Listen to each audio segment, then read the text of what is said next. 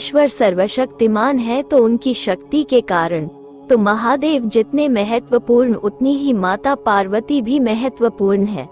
सनातन धर्म में शिव के साथ शक्ति को भी पूजा जाता है। लोकप्रिय तो होंगी ही माता रानी, उनकी महिमा अपरंपार है। सारे देवता तो उनके आगे सिर झुकाते ही हैं। ब्रह्मा जी और विष्णु भगवान भी उन्हें प्रणाम करते हैं, लेकिन उनके स्वामी अर्थात भोलेनाथ भी उन्हें नमन करते हैं। परम शक्ति है माँ पार्वती। वे भगवान शिव की पत्नी हैं, लेकिन वे केवल इसलिए लोकप्रिय नहीं क्योंकि वे देवों के देव महादेव की प्रिय पत्नी है। ऐसा कहना महादेवी पार्वती की महिमा को सीमित करना होगा। माता रानी तो अनंत हैं। वे अपनी महानता के कारण लोकप्रिय हैं।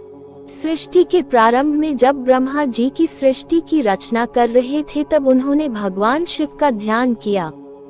शिव जी उनके सामने अर्धनारीश्वर रूप में प्रकट हुए।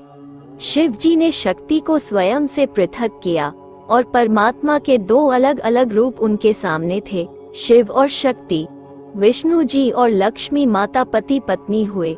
शिव जी और माँ भवानी शक्ति भी पति पत्नी हुए। एक शरीर से अब दो शरीर हो गए। ब्रह्मा जी के पुत्र प्रजापति दक्ष ने माँ आदि शक्ति को अपनी आराधना से प्रसन्न किया और वरदान के तौर पर उनसे अपनी बेटी के रूप में अवतरित होने को कहा। शक्ति माता भवानी का सती रूप माता रानी ने दक्ष की पुत्री के रूप में जन्म लिया और उनका नाम सती रखा गया। उनका विवाह शिव जी से ही होना था, लेकिन दक्ष उनके विवाह से खुश नहीं थे। वे शिव जी से घृणा करते थे क्योंकि एक बार शिव जी ने ब्रह्मा जी का 5वां शीश काट दिया था। शिव जी मशान या जंगल में रहते थे, लेकिन सती शिव से ही विवाह करना चाहती थी। उनका विवाह हुआ भी, लेकिन एक बार दक्ष ने एक यज्ञ रखा। उन्होंने सबको आमंत्रित किया, लेकिन शिव और सती को नहीं। सती से सोचा कि अपने पिता के द्वारा किए जाने वाले यज्ञ में भला आमंत्रण की क्या आवश्यकता है। उन्होंने शिव जी को वहां चलने के लिए बोला, लेकिन शिव ने वहां जाने से मना कर दिया और सती को भी रोका। शंकर जी तो त्रिकालदर्शी हैं, वे कोई लीला नहीं कर रहे थे। वे सच में सती को रोक रहे थे क्योंकि वे जानते थे कि क्या अनर्थ होने वाला है। लेकिन माता सती तो मनुष्य रूप में लीला कर रही थी। वे नहीं जानती थी कि उनके पिता दक्ष इतने अहंकारी होंगे। सती आखिरकार यज्ञ में बिना शिव जी के चली गई, लेकिन यज्ञ में उनका बिल्कुल भी सम्मान नहीं हुआ और दक्ष ने भगवान शिव के लिए बहुत अपशब्द कहे। माता सती से अपने पति का अपमान बर्दाश्त नहीं हुआ और उन्होंने अग्नि में जलकर अपने प्राण दे दिए। सती ने प्राण त्यागने से पहले अपना वास्तविक आदि शक्ति भवानी रूप दिखाया था। भगवान शिव को अपनी पत्नी के साथ हुए इस अन्याय से बहुत क्रोध आया। वे भोलेनाथ हैं, लेकिन वे महारुद्र भी हैं। जितनी जल्दी प्रसन्न होते हैं उतनी जल्दी क्रोधित भी होते हैं। शिव जी के क्रोध से समस्त संसार में त्राही त्राही मच गई। शिव ने तांडव नृत्य किया और अपनी एक जटा से बाल निकालकर जमीन पर पटका। उस बाल से भगवान शिव के प्रतिरूप वीरभद्र प्रकट हुए। महादेव ने वीरभद्र को दक्ष का वध करने का आदेश दिया। वीरभद्र का रूप अत्यंत भयानक था और उन्होंने बहुत विनाश किया। उन्होंने दक्ष की सेना सहित दक्ष का वध कर दिया। वीरभद्र का साथ भद्राकाली शक्ति मां का रूप ने दिया। सती के देह त्यागने के बाद भी शिव जी ने अपनी जटा से उनके भद्राकाली रूप को प्रकट कर दिया, जो कि माता का ही रूप है। लेकिन ये हुआ कैसे? ऐसा इसलिए हुआ क्योंकि शिव और शक्ति एक ही हैं और अनंत हैं। वीरभद्र ने प्रजापति दक्ष का सिर धड़ से अलग कर दिया। बाद में भगवान शिव ने जगत के संचालन के लिए दक्ष को पुनर्जीवित कर दिया, लेकिन बकरे का सिर दिया। सती के शरीर के अंग जहां भी गिरे वहां शक्तिपीठ स्थापित हुए, जिनका ध्यान वीरभद्र की ही तरह शिव जी के एक और भयानक प्रतिरूप काल भैरव रखते हैं। माता रानी ने लिया पर्वत राज हिमावन के यहाँ पुत्री रूप में जन्म। माता रानी को पर्वत की राजकुमारी होने के कारण ही पार्वती नाम मिला। ये ही उनका सबसे प्रमुख नाम और रूप है। पार्वती ने अपने पिछले जन्म की तरह ही इस बार भी शंकर भगवान से ही विवाह किया। इस दिन को हम महाशिवरात्रि के रूप में मनाते हैं। पार्वती जी ने शिव जी को समाधि से जगाने का प्रयास किया। आकर्षण के देवता कामदेव ने सहायता करने की कोशिश करी तो शिव जी ने अपनी तीसरी आंख खोलकर कामदेव को भस्म कर दिया। उन्होंने पार्वती जी को पत्नी रूप में स्वीकार करने से भी मना कर दिया।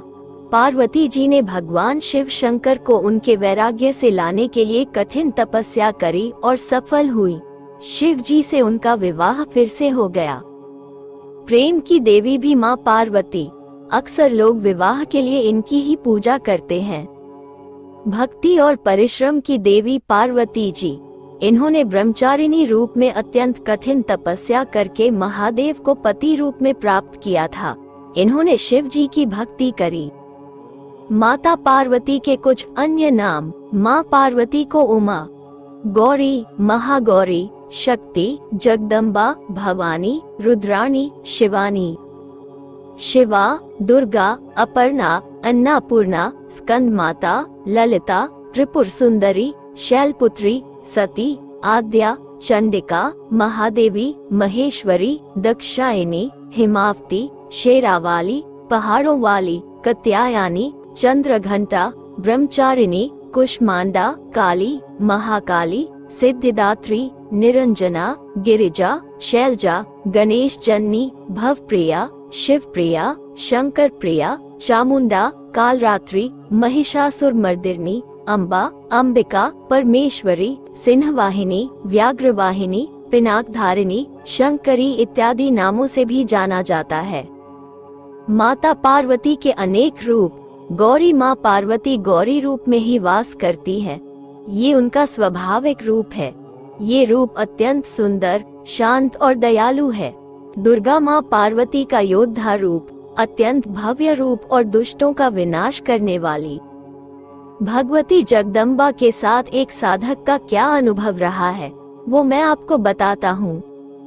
साल 2018 में जब मैं अपने परिवार के साथ हिमाचल प्रदेश गया था गर्मी की छुट्टियों में, हमारी ट्रेन थी, लेकिन उसी समय मुझे पता चला कि मुझे अपनी एक आंख के नीचे सूजन हो गई है। हम ट्रेन में गए, मुझे पीड़ा हुई। पंजाब के अंबाला पहुंचे, फिर हिमाचल प्रदेश के लिए निकले। पीड़ा समाप्त नहीं हुई।